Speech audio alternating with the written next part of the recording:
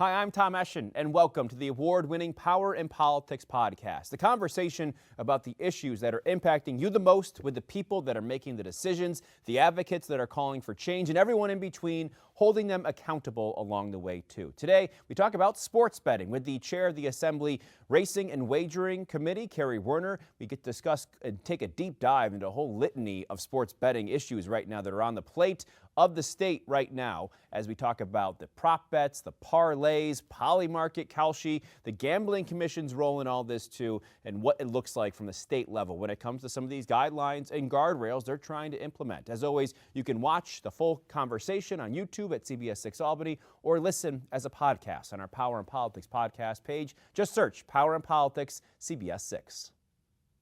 Today we are here in the LOB with the Assemblymember Carrie Woerner. She's the chair of the Racing and Wagering Committee, and obviously we've got Super Bowl Sunday upon us. We've got a lot to talk about, especially in your role there. So thank you so much for taking the time to speak with us today. It's my pleasure. You know, since the Bills aren't playing, I'm not sure who is, but that's okay. I mean, for some people, they might not know either. But this is all about right now the state maybe of sports gambling, yes, especially on the mobile side in New York, since that was legalized a few years ago. How would you describe the dynamic right now when it comes to sports betting for both young and old, the population as a whole? I know it's a broad question, but I think that's a good place to start.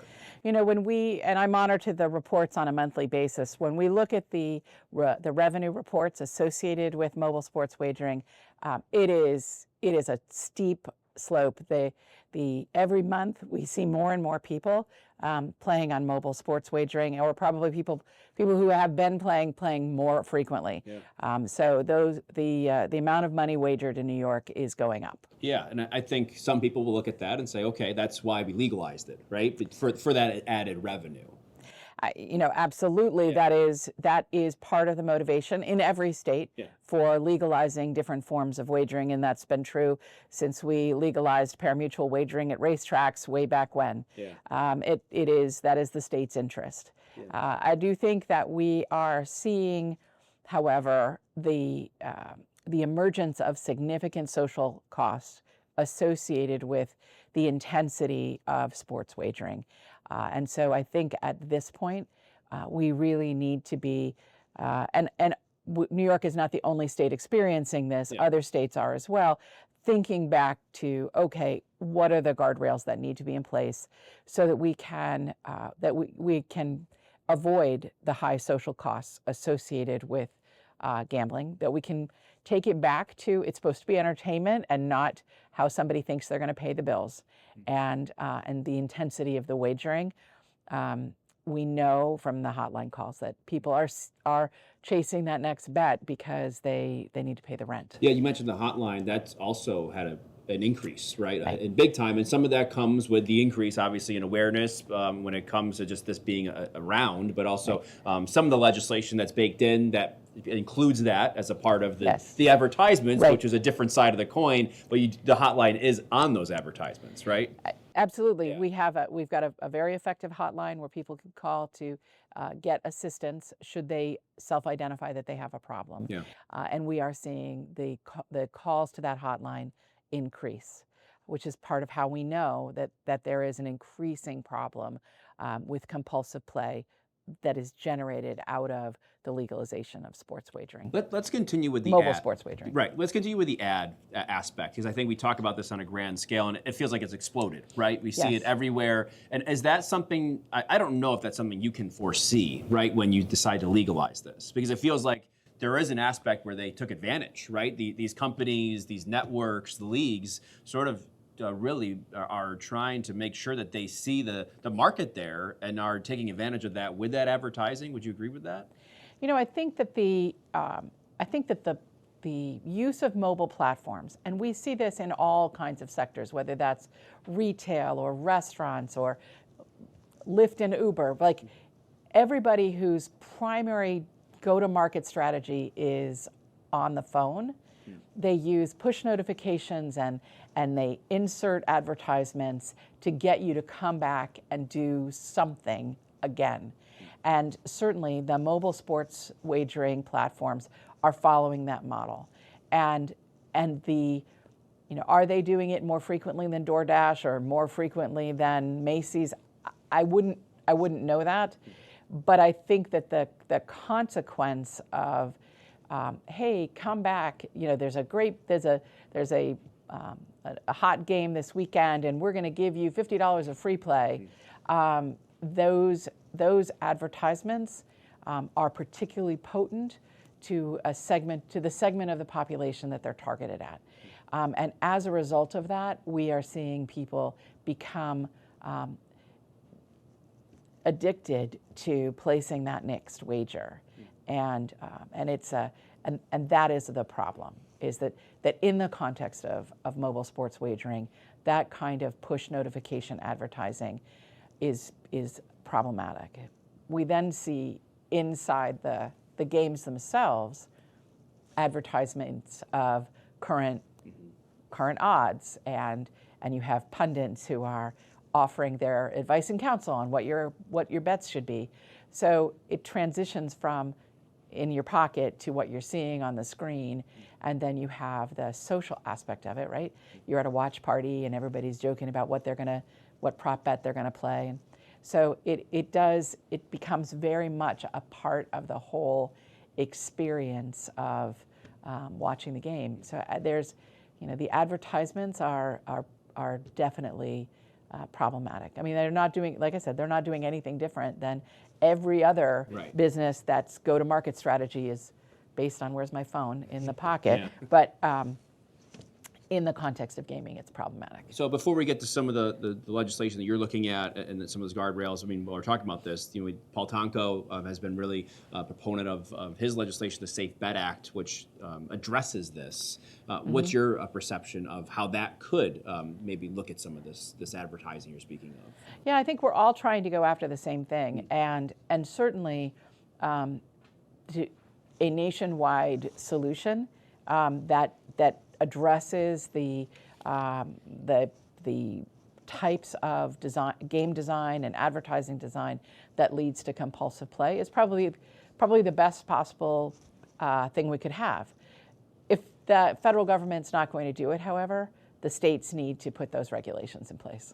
Is there any concern with that? If for some reason, this legislation, even to have it out there, would that hurt or the hotline aspect? Because the requirement to include the hotline is part of those advertisements. Right. So if you lose those advertisements, you might lose some of the awareness you're getting for the hotline. Is there any talk of trying to strike that balance? That's an interesting question, and I don't know that anybody's raised that. Yeah. What I would say is that you can always put the hotline number at the bottom of the screen, so it is always there. So there are ways in the interface design to ensure that hotline number is not forgotten. Okay, let's get to some of the state level legislation, like you said. Well, before we get to that, you said if the federal government's not going to do it, the states are going to have to. Right. Why is that the dynamic right now when it comes to this? What's your perception of that? Okay, my personal perception is that if we are, as a state, supporting gambling as a mechanism to raise revenue, to pay for something we care about, i.e. education, we cannot ignore the fact that there is a social cost associated with that people are being harmed in the achievement of that revenue, and that would be an immoral thing to do, to raise revenue for a good purpose by harming people. So I think it is incumbent on us to take the right steps to put guardrails in place, to limit the design of the design elements in a game that lead to compulsive play. To the extent that we can anticipate it, we should try to take away the things that lead to compulsive play. It's entertainment. People should have a good time. How they want to spend their discretionary dollars, that's up to them. The state public schools are going to benefit through the education funding. But when it goes from entertainment to I'm chasing the next bet because I have to pay the rent and I've lost the money that I needed to pay the rent or the mortgage or my health insurance premium or whatever, that's when it's a problem. And we need to be we need to be responsible and do the right thing. So let's get to where you would go next when it comes to this. What do you think you would like to address in terms of this topic first? When you're looking at this. I think that there's a variety of things. One, we have to really strengthen the know your customer rules. So when you sign up for an account, you should have to upload a government issued ID and have the app take a recent picture of you so that we can be sure that you're the one that's betting. Because one of the things we have learned is that adults have a tendency to share their account with people who are not old enough. So there should be some requirement that an adult who is over the age of 21 is the one who has the account and is the one that's using the account. So that's one aspect of it, is that we need to strengthen the know your customer. We also need to think about affordability. So different people earn different amounts of money and have a different affordability window in terms of what they can afford to bet. And different states, there's a lot of academic research being done about how we can do this, but a lot of states are looking at, and we are too, about how do we build into the registration process some notion of what can you afford comfortably to bet, and at what point does there need to be a limit set so that you are not wagering more than you can afford to lose. So make sure that you are who you say you are, and that you are in fact overage, and that you're not putting yourself in jeopardy by placing more bets than you can afford to lose. So that's a little more nuanced than some of the proposals I've seen of just a cap at $5,000 or to cap how many times you can deposit per day, right? Right, and we may, that may be technically where we need to go. Right. But there has to be some form of limits based on affordability.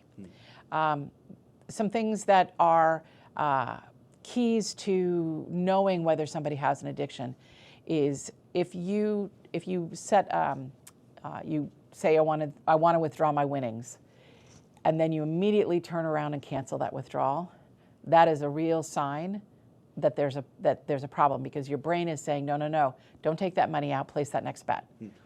And so maybe placing a limit on that. If you say you want to withdraw money, you don't get to turn around and cancel that. Right. You gotta do the withdrawal, and if that means you then turn around and get that money in your bank account and you put it back in the system, okay, but you've got that forced delay. Because one of the things that we know about what leads to compulsive play is the speed of the game and the ability to get that next dopamine hit that comes from placing that wager, and maybe this is the time I'm going to win. So we want to try and, where people are challenged, put some brakes in the system so that we add some friction and slow things down.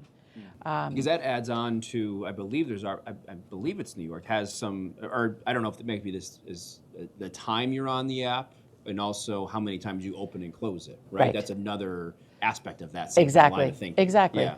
And so doing some reporting so that on a daily basis, on a weekly basis, the app is going to say to you, hey, Tom, you've spent X number of hours on this app. Mm-hmm. You opened it Y number of times. Yeah. You placed wagers equal to X. You won Y and you lost Z. Mm-hmm. Just to keep it in front of you, because it's so easy, because there's no friction, right? You've attached your bank account in some way through Apple Pay or PayPal or whatever the third-party system is to this app. And there's almost no friction to funding that account. Mm-hmm. So if you are going to continue to play, and gosh, it's a great game, and I was watching the football game, and then I'm going to roll right over to, I don't know, soccer, or I'm going to ping pong, or horseshoes, or curling, or whatever else you want to bet on. You can just keep funding your account, and maybe you don't even know yet that, oh my gosh, I went from $50 to $250 in the space of a day, and you didn't even know. So that keeping that in front of you is important. How about, okay, so that's obviously the aspect of the app when Right. it comes to that. How about now things where you're actually betting prop bets, parlays? Where Right. do you stand on that? You know, I think the prop bets are particularly a problem for two reasons. One, the house wins 96% of the time. So anybody who's placing a prop bet, if they think they're going to win, let me just tell you, the statistics show 96% of the time you're going to lose that money. So, you know, don't do it. But people do it because it's fun. It's kind of fun. Yeah. And I mean, Sunday, that's the big thing. That's right. You can bet on the color of Gatorade, right? Right. So, you know, it's fun, but you're going to lose that money. So it's where people lose money, and the games want to keep making these prop bets because they know they're going to win, right. And the more they can get you to put small wagers on it, you know, that's all money that goes to their bottom line. But the other piece of that is a lot of those prop bets can be used to manipulate the game, right? The unders. So anything where any bet that can be manipulated based on a lesser effort is one where the integrity of the sport is at risk, and where we're seeing players be tagged with that, or you know, people in the game. And so I think those prop bets are problematic in general, but the unders are particularly problematic. Would you move one way or the other to completely get rid of one, or was the compromise just getting rid of the unders? You know, my ideal would be to say you can bet on the outcome of the game, but you shouldn't be betting on the prop bets in the middle. If, however, we have to compromise, I would say at a minimum we've got to get rid of the unders. Yeah, the NCAA, I think that in my notes, just wrote to the state gaming commissions asking to get rid of, at least on their aspect, of the prop bets at this point, which is interesting. The parlay is another one, because that's one where someone can pick, you know, 5 games, and they see, I think that's another part of this, is they see, if I put in $2, if I go pick 5 winners, I can win $100, right? That's a whole other, like you said, if you look within the manipulation of the app and how this works, and that's gambling, but also you see it in horse racing, right? And if in terms of the trifecta. I was going to say, like, you and I have bonded before over our mutual love of horse racing, and the parlay bets, the exacta, the pick six, like those are, you know, those are parlays that. Right. You hardly ever win, right? If that's your jam, just make sure that you can afford to lose the money that you place. And part of that is it's very hard to handicap 6 races or 5 games. It's just hard to handicap that. And so, you know, they're challenging forms of betting, and it really is a way for the house to win again. So I don't know that is as harmful as the prop bets in terms of building compulsive play. But I think that the advertising, the pundits try to push you to that. And I think that becomes, you know, again, something that leads people to play compulsively. We talk about, I mentioned earlier this line, that was when we talked about advertising and the hotline, the line between regulating and putting some guardrails on this and then losing people to the illegal ones. You know, how much is that on your mind? Of, you know, we're putting so many, you know, we're getting rid of these things and really taking an aggressive approach, but now we have a whole faction that said, well, I'm just going to do this on the side with the way I did it before. Yeah. I think that part of the value, because there were always bookies. Yeah. They were offshore. You could, if you were a dedicated sports gambler, you could find a bookie and place a wager. Those were the illegal markets. They still exist. Why has sports wagering exploded on these platforms? Because people know that it is a regulated industry.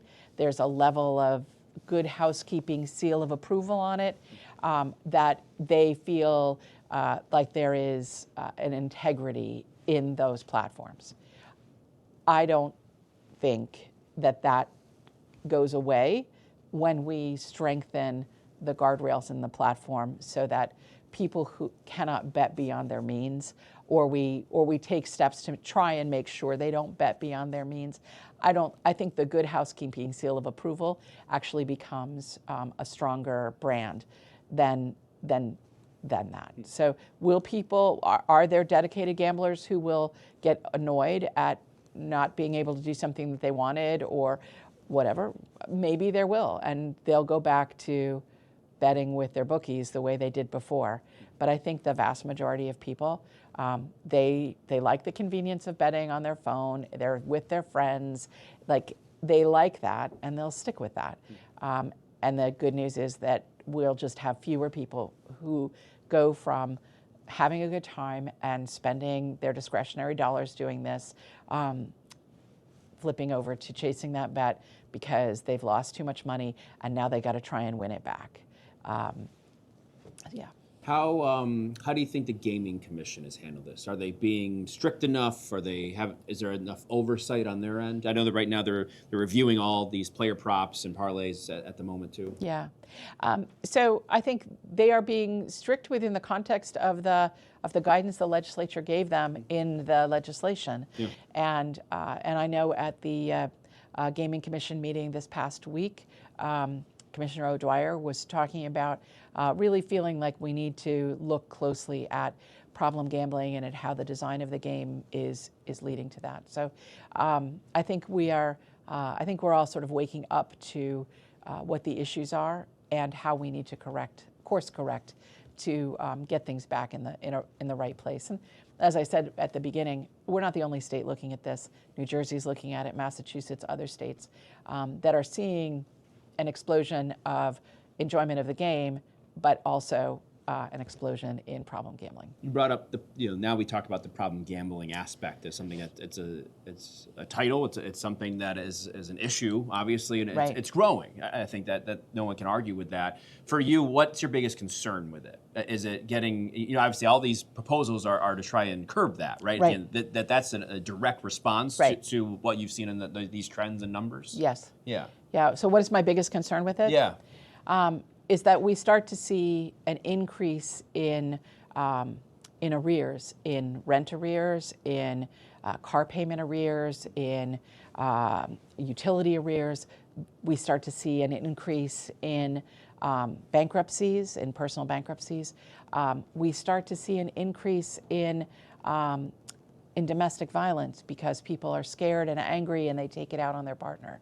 Those are the things that we're already seeing signs that that's happening, and we need to make sure that we curb it before it goes further. What's the middle ground, I guess? It's like you look at Sunday, right? You have Super Bowl Sunday. Do you think this next Super Bowl Sunday will look different, I should say, in terms of how people can gamble, how people can wager on this, depending on what goes on this session? Well, certainly I'm going to be working, and I know a number of my colleagues are going to be working. We've got 77 bills in the Racing and Wagering Committee. Most of them have to do with problem gambling. So there's a number of people, at least in the Assembly, that are very focused on trying to address this problem. And we've introduced a number of ways that other states are looking at curbing the slide into problem gambling, the recommendations that are coming out of academic research. Will we get all of that accomplished this year? I don't think we're going to get all of it accomplished, but we'd like to make some progress in trying to address the attributes of these games that lead to compulsive play. Yeah, and I think the governor's taking obviously a pretty hard line on, especially for children, young Yes. people, when it comes to algorithms and things of that nature. So this has to be on the radar, right? This is a part of that world. This is a part of all of that. Absolutely. She Yeah. mentioned it in her State of the State. Yeah. It is absolutely part of that world. As I said, every business whose go-to-market strategy is on the phone is using similar technologies and similar tools to keep you coming back to them. And whether it's DoorDash or Uber or DraftKings, they're all trying to keep you as customers and keep your money flowing to them.